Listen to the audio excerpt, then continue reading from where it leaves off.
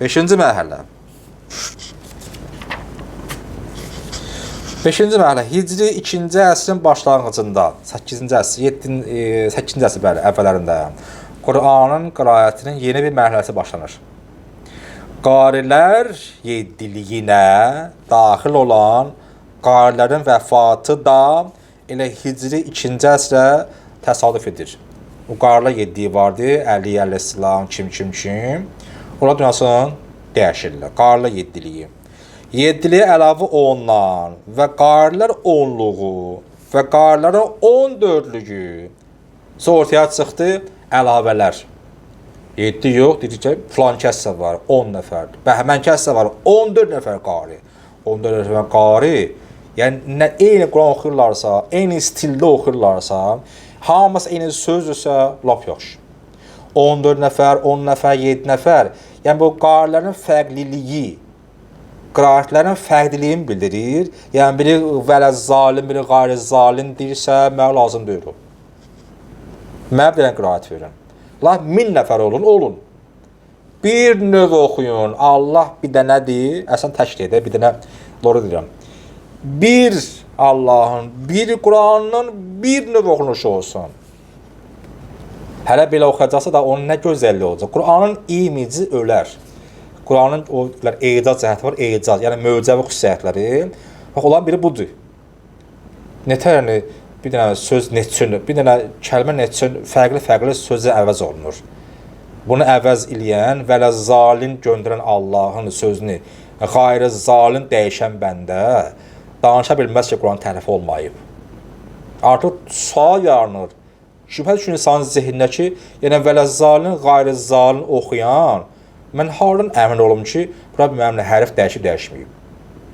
Başqa yerlərdə ayədə olan kəlmə dəyişməyib. Sən nağdından vələzzalın, qarızzalın deyirsən, mən neyimə gələkdir o? Lap 1000 dənə qari ol. 14 nəfər, 7 nəfər qari, 7 qari, 7 qiraət. Necə 7 qiraət? 7 növ oxunuş. Niyə 7 növ olmalıdır ki? İnşallah oxuyacaqıq təcvid elminin tarixi və şəri hökmləri. Yəni bu elmincə ortaya çıxıb. Müəllimlər, təcvid müəllimləri. Bilməliyik. Necə ortaya çıxıb? Mən o dəfə bir dərs keçirdim. Deməli, 3 dənə söz barəsində mən danışdım, düz yarım saat danışmışam.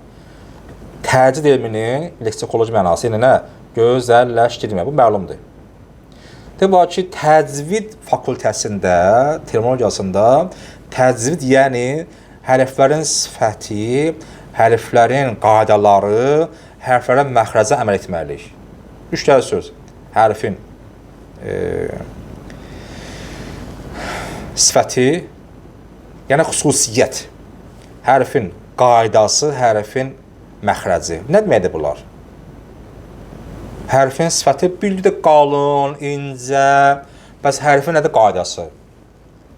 Və hərfin məxrəci nədir? Ümumiyyətlə, hərf nə deməkdir? Hərf məsələndir. Göstərim sizə boş qaşdoku, dolu göstərməyim. Bu nə deyirlər buralığa? Bucaq, künc. Hərf yəni künc. Tək başına nədir burada? Tək başına bir şey saxlaya bilər, yox. Yəni, evin 4 dənə fundament olsun ki, ev yansın da. Bunlar əl-ələ verirlər 4 dənə künc, 4 dənə bucaq. Bir şey ayaqsa saxlayırlar. Hərfin leksik mənası yəni ki, bucaq, künc, qıraq mənasında. Quranda Allah'a ibadət edirlər alə hərfin, bir hərf üzərində. Yəni nə? Yəni yola vermək ünvanında. Yəni bunu eləyək, bunu eləməyək. Bir ikinci qəbul, bir ikinci qəbulləmir. Bax, təhrif həmin sözlərdir. Yəni saxtalaşmaq. O böyük mövzudur. Mən danışdım düz yarım saat ki, hərf nə deməkdir? Hərf sözün mənası nə deməkdir? Və niyə bu, məsələn, əlif, bə, tə, sə, bunlara hərf deyilir, daş deyilmir. Niyə buna kaşlok deyilir, buna safetka deyilir? Niyə buna kaşlok deyilmir, bazı safetka deyilmir? Niyə? Əla bir elmdir, dilçili elmi filan və s. Qısa deyim ki, mən bu danışmışam sizə əlifba dərsində, YouTube'da var. Əşyayla əşyaya təyin olunan ad arasında məna bağlılığı var. Niyə Kəbəyə Kəbə deyirlər? Kəbə yəni ki, kub. O ev də kub formasındadır deyə. Adın da mənası, əşyanın da mənası, adlar arasında bağlılıq var deyə onu ona ad verirlər. Məndə burada yoxdur. Məsələn, karandaşı niyə deyirlər karandaş? Misal vuram ha. Çünki o çubuğun içərisində qara daş var. Belə misal. Misallar çox deyil, gəlir zehnimə. Bizim dərsimiz o deyil. Sadəcə deyirəm ki, təcrid elmini, bura qalmışım, yavaş oxuyacaq biz bunu. Bu dərsə qoşulun.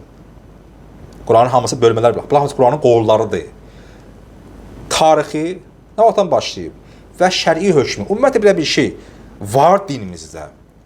Halaldır, haramdır, əməl eləyək, eləməyək. Biz vələzzalın altı səs verməsək, bunun hökmü nə olacaq? Şəri hökmü ya. Müstəhəbdir, vacibdir, nədir? Mən vələzzalın 4 oxuram, 2 oxuram. Təcrid cəhətdən səhv eləyəm. Belə günah eləyəm şəri cəhətdən. Hə, yoxsa yox. Qiraətlər, müştəhidlər 7 qiraət hamısı qəbul edirlər. Bu sualın cavabı ona bilinəcək. Həm şəri hökmlər dərsində, həm də Quranın qiraət elminin tarixi dərsində. İnşallah hər ikisindən qoşularsınız. Bu dərs, o 2 dərs olacaq belə əsr qaymaq, yağlı belə dərsliklər. Yəni biz inşallah bunları çox əla dərslər gözləyir bu. Yanvar kimi çatdırdı. Yanvardan inşallah yay tətilinə qədər.